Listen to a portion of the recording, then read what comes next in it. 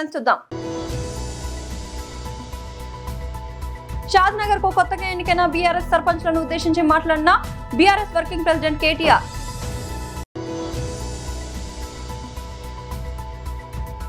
న్యూఢిల్లీలో మీడియాతో మాట్లాడిన కేంద్ర మంత్రి జి కిషన్ రెడ్డి.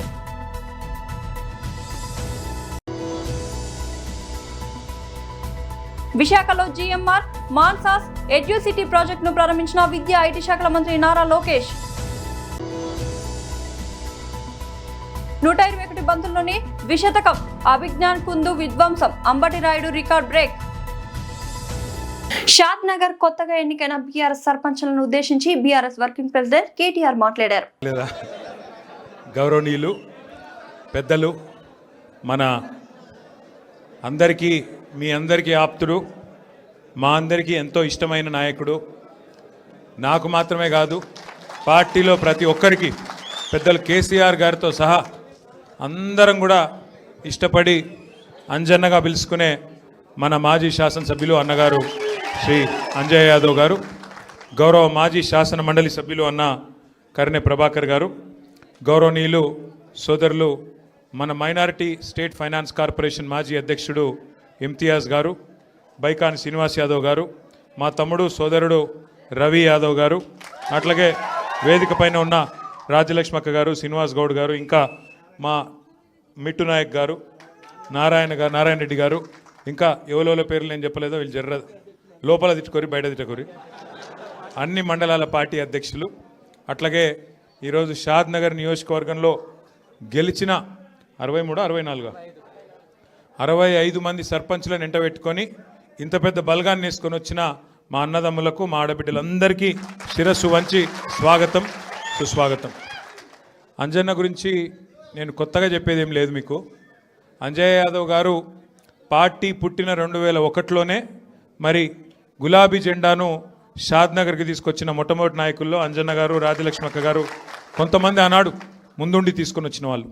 2001లోనే కేశంపేట నుంచి ఆ రోజు గులాబీ జెండా ఏంది, కలర్ ఏంది, కథ ఏంది అని అందరు నవ్వుతున్నప్పుడు, తెలంగాణ వస్తే రియల్ ఎస్టేట్ పోతుందట అని చెప్పి ఎక్కిరిస్తున్నప్పుడు కేశంపేటలో నిలబడి మీ ఆశీర్వాదంతో జెడ్పీటీసీగా గెలిచిన నాయకుడు అంజయ్ యాదవ్ గారు. ఆయనంటే కేసీఆర్ గారికి ఎంత ప్రేమ అంటే 2009లో ఆనాడు మనకు తెలుగుదేశం పార్టీతో పొత్తయినప్పుడు మరి మొత్తం రాష్ట్రంలో 119 సీట్లుంటే మనకు 45 సీట్లే వచ్చినాయి. కానీ ఆ 45లో కూడా పట్టుబట్టి అంజన్నకు ఆ రోజు టికెట్ ఇప్పించింది కేసీఆర్ గారు. సరే, ఆ రోజు 9,000 ఓట్ల స్వల్ప తేడాతోని ఆ రోజు 2009లో పోయింది. మళ్ళీ 2014లో అంజన్న గెలిచిండు, 18లో గెలిచిండు, 23లో కూడా కేవలం ఓడిపోయింది 7,000 ఓట్లతో మాత్రమే అన్నమాట నేను మీకు గుర్తు చేస్తూ ఉన్నాను. కాబట్టి 2001 నుంచి 2025 అయిపోతుంది, ఇంకో 4 రోజులు అయితే 25 కూడా అయిపోతుంది. అంటే దగ్గర పార్టీతోని 25 ఏళ్ళ అనుభవం ఉన్న అంజయ్ యాదవ్ గారి నాయకత్వంలో మళ్ళీ తప్పకుండా షాద్ నగర్లో గులాబీ జెండా ఎగురుతుంది. ఈ విషయంలో ఎవ్వరికి అనుమానం కానీ, రెండో ఆలోచన కానీ, రెండో అభిప్రాయం కానీ అక్కర్లేదు. అంజయ్ యాదవ్ గారే మన నాయకుడు, ఈ విషయంలో కన్ఫ్యూజన్ వద్దు. రెండో మాట మీ అందరినీ కూడా నేను కోరేది. న్యూఢిల్లీలో మీడియాతో మాట్లాడిన కేంద్ర మంత్రి శ్రీ జి కిషన్ రెడ్డి. తెలుగు వాళ్ళు కూడా వచ్చారు. मैं सबसे पहले आप सब लोगों को मेरा कैंप ऑफिस में आप सब लोगों का हार्दिक स्वागत करता हूं.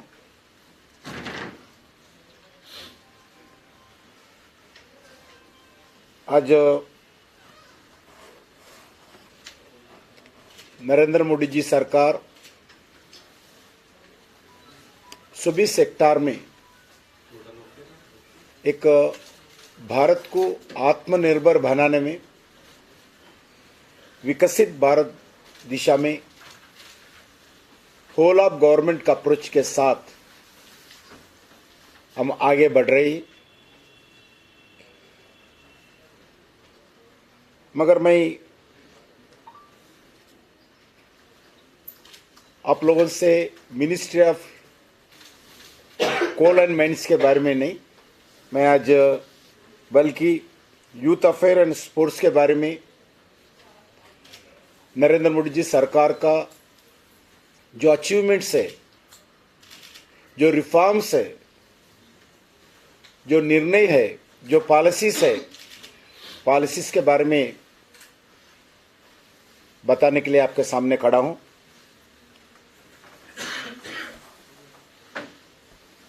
मैं आपके माध्यम से देश को पिछले इस 10-11 वर्षों में खेल के क्षेत्र में वो हो,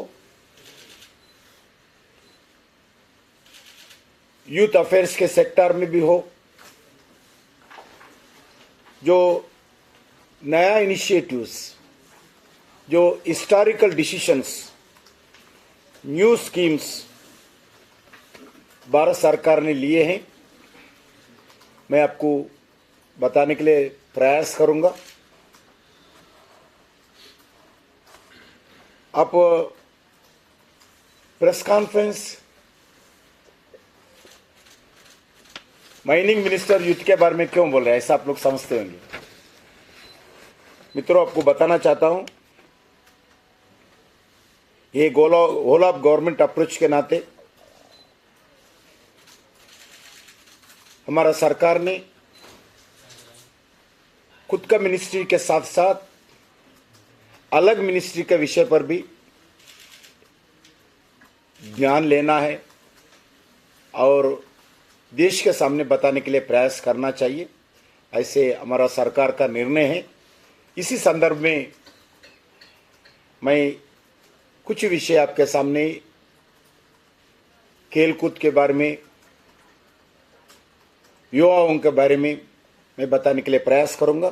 విశాఖలో జిఎంఆర్ మాన్సాస్ ఎడ్యుసిటీ ప్రాజెక్టును విద్యా ఐటీ శాఖల మంత్రి నారా లోకేష్ ప్రారంభించారు. నమస్కారం. మొన్న బీహార్లో ఎన్డీఏ ప్రభుత్వం ఏర్పడిన తర్వాత అక్కడ గౌరవ ముఖ్యమంత్రి నితీష్ కుమార్ గారి ప్రమాణ స్వీకారానికి మేము అందరం వెళ్ళాం. అక్కడ చాలా మంది కేంద్ర మంత్రులు, అదేవిధంగా రాష్ట్ర ముఖ్యమంత్రులు హాజరయ్యారు. అక్కడ ఒక ముఖ్యమంత్రి గారు దగ్గరికి నేను వెళ్ళి పరిచయం చేసుకున్నా. ఇట్లా పలానా వ్యక్తిని ఆంధ్ర రాష్ట్రం నుంచి మంత్రిని అంటే ఆయన అడిగారు, గడిచిన 18 నెలల్లో ఆంధ్ర రాష్ట్రంలో ఏదో మ్యాజిక్ జరుగుతుంది, ఆ మ్యాజిక్ వెనకాల సీక్రెట్ ఏంటని ఆయన అడిగారు. అప్పుడు ఆయనకు చెప్పా, ఆంధ్ర రాష్ట్రంలో 2 ఉన్నాయి సార్ అన్న. ఒకటి మిసైల్స్, రెండోది జీపీఎస్.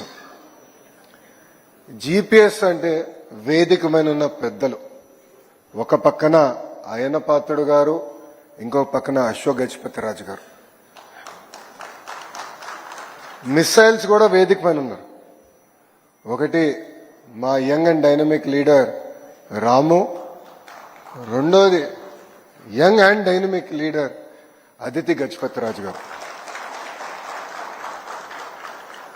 మేము మిసైల్స్ గా పనిచేస్తున్నాం. జీపీఎస్ కోసం, జీపీఎస్ కూడా చాలా చాలా అవసరం. అంటే మేము మా పైన పడి సెల్ఫ్ డిస్ట్రక్ట్ కూడా చేసుకుంటాం అని చెప్పా. అంటే ఈరోజు మీరు ఆంధ్ర రాష్ట్రంలో చూస్తుంది ఒక చరిత్ర సృష్టిస్తున్నాం. అహర్నిశలు వేదికమైన పెద్దలందరూ కూడా ఆంధ్ర రాష్ట్రానికి ఎదురు చేయాలి. రాష్ట్ర విభజన తర్వాత మనందరం చాలా నష్టపోయాం. ఇప్పటికి కూడా దక్షిణ భారతదేశంలో ఆంధ్ర రాష్ట్రం తలసరి ఆదాయం చాలా తక్కువ ఉంది. ఇదంతా అధిగమించుకుని ముందరికెళ్ళాలి అని అహర్నిశలు కష్టపడుతున్న వ్యక్తులు. ఇక్కడ భీమిలి శాసనసభ్యులు గంటా శ్రీనివాస్ గారు కూడా ఒక మాటలో చెప్పాలంటే నేను ఎక్కువ కష్టపడుతున్నా ఆయనకన్నా, ఆయన గెలిచేదానికి మళ్ళీ. ఎందుకంటే అన్ని ఐటీ కంపెనీలన్నీ కూడా వచ్చి భీమిలికే వస్తున్నాయి. ఇప్పుడు ఆయన కూడా అద్భుతంగా సహకరించి మమ్మల్ని అందరినీ ప్రోత్సహిస్తాం జరుగుతుంది. స్పీచ్ చాలా మామూలు రాశారు, కానీ 2-3 విషయాలు చెప్పి నేను ముగిస్తా. మొదటిది జిఎంఆర్ గారు గురించి. జిఎంఆర్ గారు ఉత్తరాంధ్ర ముద్దుబిడ్డ. ఇక్కడనే జన్మించి, ఒక మధ్యతరగతి కుటుంబానికి జన్మించి 10th క్లాస్ ఫెయిల్ అయిన వారు. అప్పుడు వాళ్ళ ఇంట్లో లేదు, బాగా చదవాలని స్తోమతే తిరిగి మళ్ళీ వెళ్ళి మాన్సాస్లోనే 11th 12th క్లాస్ చదివి ఈరోజు దేశానికే కాదు ప్రపంచంలోనే ఒక అతిపెద్ద పారిశ్రామికవేత్తగా మారిన వ్యక్తి జిఎంఆర్ గారు. భారత యువ cricketer Abhigyan Kundu under nineteen Asia cup లో సరికొత్త చరిత్ర సృష్టించాడు. ఇవాళ మలేషియాతో జరిగిన మ్యాచ్ లో అద్భుతమైన డబుల్ సెంచరీతో రికార్డుల మోత మోగించాడు. ఈ అద్భుత ఇన్నింగ్స్ తో అండర్-19 వన్డే క్రికెట్ లో అత్యధిక వ్యక్తిగత స్కోర్ సాధించిన భారత ఆటగాడిగా అంబటి రాయుడు పేరిట ఉన్న రికార్డును బద్దలకొట్టాడు. ఈ మ్యాచ్ లో ఆకాశమే హద్దుగా చెలరేగిన కుందు కేవలం 121 బంతుల్లోనే డబుల్ సెంచరీ పూర్తి చేసుకున్నాడు. ఈ మెరుపు ఇన్నింగ్స్ ద్వారా అంబటి రాయుడు 177 పేరిట చాలా కాలంగా ఉన్న రికార్డును అధిగమించాడు. అంతేకాకుండా ఇదే టోర్నమెంట్ లో వైభవ్ సూర్యవంశీ నెలకొల్పిన అత్యధిక వ్యక్తిగత స్కోరును కూడా కుందు దాటేశాడు. మొత్తంగా 125 బంతుల్లో అజేయంగా 206 రన్స్ బాదాడు. అతని తుఫాన్ ఇన్నింగ్స్ లో 17 4లు 9 సిక్సర్లు ఉన్నాయి. కుందు విధ్వంసకర బ్యాటింగ్ తో భారత జట్టు భారీ స్కోర్ దిశగా దూసుకెళ్లింది. నిర్ణీత 50 ఓవర్లలో యువ భారత్ 7 వికెట్ల నష్టానికి 408 పరుగులు చేసింది. కుందుతో పాటు వేదాంత్ త్రివేది 90, వైభవ్ సూర్యవంశీ 50 హాఫ్ సెంచరీలతో రాణించారు. బీసీ రిజర్వేషన్లను 42% పెంచాలని బీఆర్ఎస్ గట్టిగా పోరాడుతుందని రాజ్యసభ సభ్యుడు వద్దిరాజు రవిచంద్ర తెలిపారు. ఈ లక్ష్యంతోనే పార్లమెంట్ లో ప్రైవేట్ మెంబర్ బిల్లును ప్రవేశపెట్టామని చెప్పారు. బీసీ వర్గాల సంక్షేమం కోసం 10 ఏళ్ల పాలనలో కట్టుబాటుతో పని జరిగిందని పేర్కొన్నారు. తెలంగాణ రాష్ట్ర సాధనకు జరిగిన మహోద్యమం తరహాలోని బీసీల న్యాయమైన హక్కుల కోసం ఉద్యమం కొనసాగుతుందని రవిచంద్ర స్పష్టం చేశారు. కులగణనలో బీసీల జనాభాను తక్కువగా చూపడంపై పోరాటం చేస్తామని అన్నారు. కామారెడ్డి డిక్లరేషన్ లో ప్రకటించి 42% రిజర్వేషన్ల అమలే లక్ష్యమన్నారు. ఈరోజు జంతర్ మంతర్లో బీసీ రిజర్వేషన్ల మీద ఒక ధర్నా చేయడం జరిగింది. బీసీ సంఘాల వాళ్ళందరూ వచ్చారు. వారికి సంఘీభావంగా నేను, మా పార్టీ నుంచి శ్రీనివాస్ గౌడ్ గారు, మేమందరం కూడా రావడం జరిగింది. ఇక్కడ మాట్లాడడం జరిగింది అనేక విషయాలు. ఇది బీసీ రిజర్వేషన్ అనేది ఈ తేనె తుట్టెను కదిలిచ్చి దీన్ని ఆ తేనె తుట్టెలో ఆయన దెబ్బతినబోతున్నటువంటి కాంగ్రెస్ పార్టీ. ఎందుకంటే 42% రిజర్వేషన్ ఇస్తామని చెప్పేసి కామారెడ్డిలో ఖచ్చితంగా అమలు చేస్తాం అధికారంలో రాగానే అని చెప్పేసి ఒక బీసీ ముఖ్యమంత్రి సిద్ధరామయ్య తోటి చెప్పించడం జరిగింది. దాని ద్వారా అధికారంలోకి వచ్చారు. 42% రిజర్వేషనే కాకుండా దాదాపు 56 హామీలు ఇచ్చారు బీసీల సబ్జెక్టుపై. అధికారంలోకి వచ్చారు. మా వాళ్ళందరూ బీసీ సోదరులు కూడా నిజమే అనుకొని నమ్మి అనేక హామీలు 432 హామీలతో పాటు దీని మెయిన్ సబ్జెక్ట్ మీద పోయి అధికారంలోకి వచ్చి అన్నీ విస్మరించి కేవలం డైవర్షన్ పాలిటిక్స్ చేసుకుంటూ 2 సంవత్సరాలుగా బీసీలకు మోసం చేసినటువంటి పార్టీ కాంగ్రెస్ పార్టీ. మీరు ఈ లోకల్ బాడీ ఎలక్షన్లకు మొన్నటికి మొన్న వచ్చే ముందు దాని తతంగమంతా చూస్తే బీసీలకు మేము సపోర్ట్ చేస్తున్నాం, మేము ఖచ్చితంగా మేమే ఉన్నాం, మేమే మేము తప్ప కాంగ్రెస్ పార్టీ ముఖ్యమంత్రి రేవంత్ రెడ్డి గారు తప్ప ఈ బీసీల గురించి ఎవరూ ఆలోచించలేదు, ఈ దేశం మొత్తంలో నేను ఒక్కరే ఆలోచిస్తున్నాననే విధంగా క్రియేట్ చేసింది కాంగ్రెస్ పార్టీ, రేవంత్ రెడ్డి గారు. దాంట్లో అసెంబ్లీలో చర్చ పెడితే మా బీఆర్ఎస్ పార్టీ ఏకగ్రీవంగా సపోర్ట్ చేయడం జరిగింది. అక్కడి నుంచి బిల్ తీర్మానం చేసి అన్ని పార్టీల సపోర్ట్తో తీర్మానం చేసి రాష్ట్రపతి గారికి బిల్లు పంపారు. అది అక్కడే పెండింగ్ ఉంది. దాని తర్వాత కొన్ని రోజులకు గవర్నర్ గారికి ఆర్డినెన్స్ ద్వారా నేను ఎలక్షన్ పోతా అని చెప్పేసి ఆర్డినెన్స్ పంపారు. గవర్నర్ గారి దగ్గర అక్కడ పెండింగ్ ఉండగా మళ్ళీ ఇక్కడికి వచ్చి 240 మంది ఇండియా కూటమి సభ్యులతో ధర్నా చేసి దాంట్లో మా పార్టీ సభ్యులు రాలేదే అని తిట్టి ఇంత చేసి మళ్ళీ అదే రోజు ఇక్కడ చెప్పడం జరిగింది, ఇది బీసీ ఇప్పట్లో అయ్యే పని కాదు, ఇది కావాలంటే కాంగ్రెస్ పార్టీ మళ్ళీ అధికారం రావాలి, రాహుల్ గాంధీ ప్రైమ్ మినిస్టర్ అయిన తర్వాతనే బీసీలకు రిజర్వేషన్ వస్తుందని ఇక్కడ కాడి ఎత్తేసి తెలంగాణకు వచ్చి మళ్ళీ వారం 10 రోజుల లోపే మళ్ళీ ఒక జీవో తీసుకొని వచ్చి ఎలక్షన్ మూవ్ చేస్తే కోర్టుకు పోతే కోర్టు కొట్టేస్తుంది. అది కోర్టు కొట్టేస్తుందని తెలుసు, హామీ ఇచ్చినప్పుడే ఇది జరగదు అని తెలుసు. దానికి ఇది ఎట్లా నమ్మించారు? 140 ఏళ్ళ కాంగ్రెస్ పార్టీ మా చరిత్ర, మేము చేస్తాం, మా వ్యూహాలు మాకున్నాయని చెప్పి మోసం చేశారు. అది మోసం, తీరని మోసం. తెలంగాణ రాష్ట్రంలో ఉన్న బీసీలందరూ తీవ్ర మంటతో ఉన్నారు, కడుపు మంటతో ఉన్నారు, ఆగ్రహంతో ఉన్నారు, కోపంతో ఉన్నారు. దాంట్లో ఇప్పుడు మీరు కోర్టులో 21వ తారీఖు డిసెంబర్ 21 పెండింగ్ ఉండగా కూడా లోకల్ బాడీ సర్పంచ్ ఎలక్షన్లకు వచ్చారు. దాంట్లో జరుగుతున్నాయి.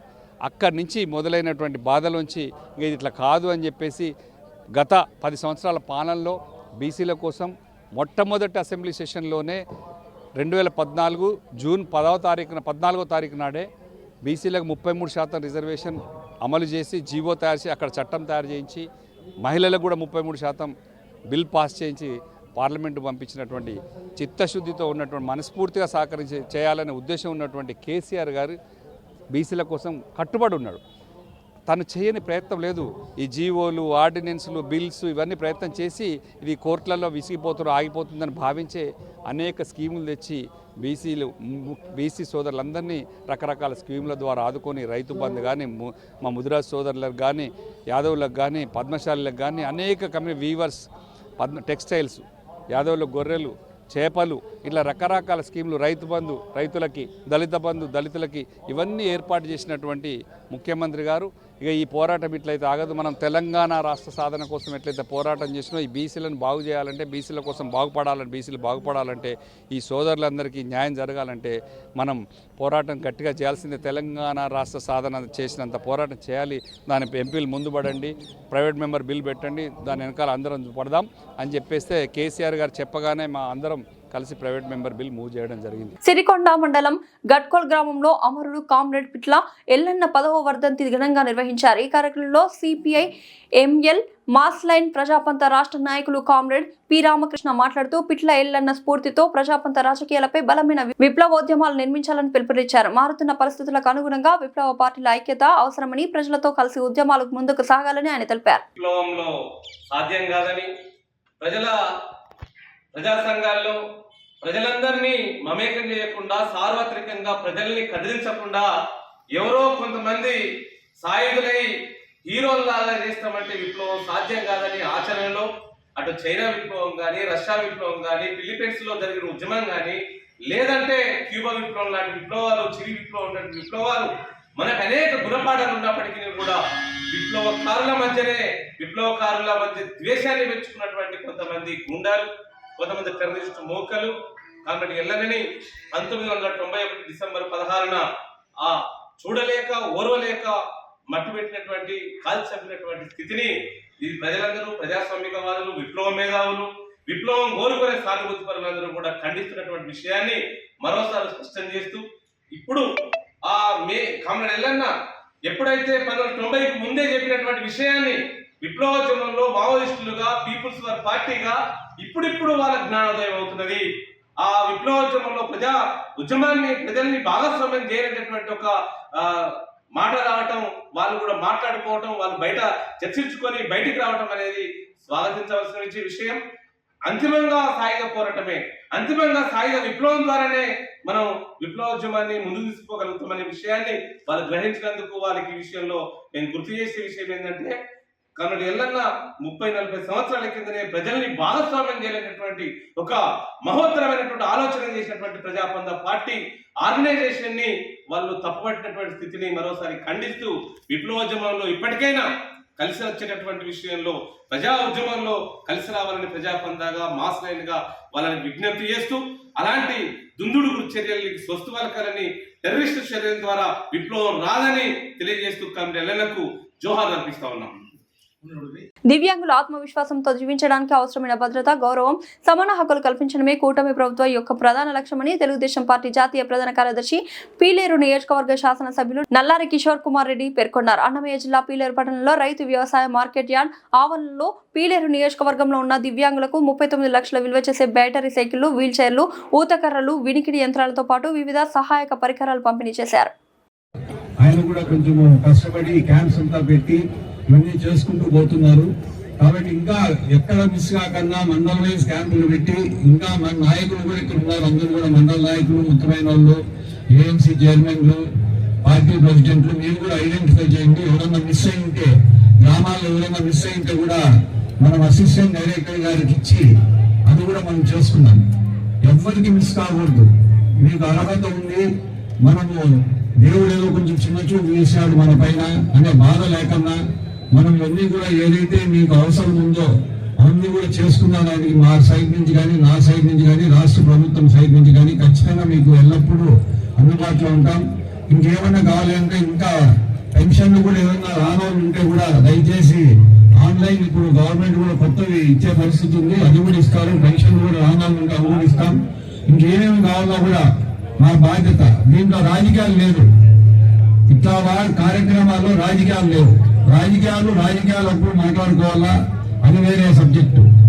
మీకు రాజకీయాలకు అతీతంగా ఎవరు ఏ గ్రామంలో అయినా కూడా ఇబ్బంది ఉంటే అందరికి వచ్చేట్టుగా చేస్తాం. దీంట్లో రాజకీయం లేదు. మా నాయకులు కూడా చెప్తున్నాను, దీంట్లో రాజకీయాలు అక్కర్లేదు. ఎవరికైతే అర్హత ఉందో, ఎవరికైతే ఇబ్బంది ఉందో వాళ్ళకు మనం చేయాల్సిన బాధ్యత మా పైన ఉంది, మా నాయకుల పైన కూడా ఉంది. కాబట్టి ఎవరన్నా మిస్ అయింటే కూడా మీరు మాకు లిస్టు తెచ్చేయండి. అసిస్టెంట్ డైరెక్టర్ గారికి చెప్పి నేను అవన్నీ కూడా కార్యక్రమాలు చేసే కార్యక్రమం చేస్తాను. నేను కూడా ఎవరికి మిస్ కాకుండా చేసే బాధ్యత నాది. కావాలంటే ముఖ్యమంత్రి గారితో మాట్లాడి ఇంకా కొన్ని ఎక్కువ తెచ్చుకొని మన నియోజకవర్గానికి అందరూ కవర్ అయ్యేట్టు చూసుకున్నాం మనమంతా కూడా. కాబట్టి ఇక్కడ ఉండే అసిస్టెంట్ డైరెక్టర్ గారు కష్టపడి క్యాంపులు పెట్టి ఇవన్నీ చేయడం జరిగింది. నా రిక్వెస్ట్ ఏమంటే అసిస్టెంట్ డైరెక్టర్ గారికి ఎవరికి మిస్ కాకుండా చూసుకోండి. దీంట్లో రాజకీయాలు లేవు, ఏ పార్టీ లేదు. ఎవరికి అర్హత ఉంటే అందరికి వచ్చేదే చేయండి దయచేసి. దీంట్లో మన నాయకులు కూడా ఎవరైనా మిస్ అయింటే సహకరించండి.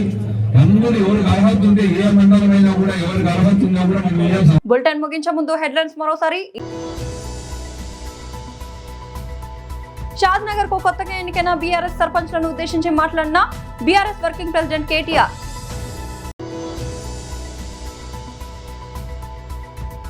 న్యూఢిల్లీలో మీడియాతో మాట్లాడిన కేంద్ర మంత్రి జి కిషన్ రెడ్డి.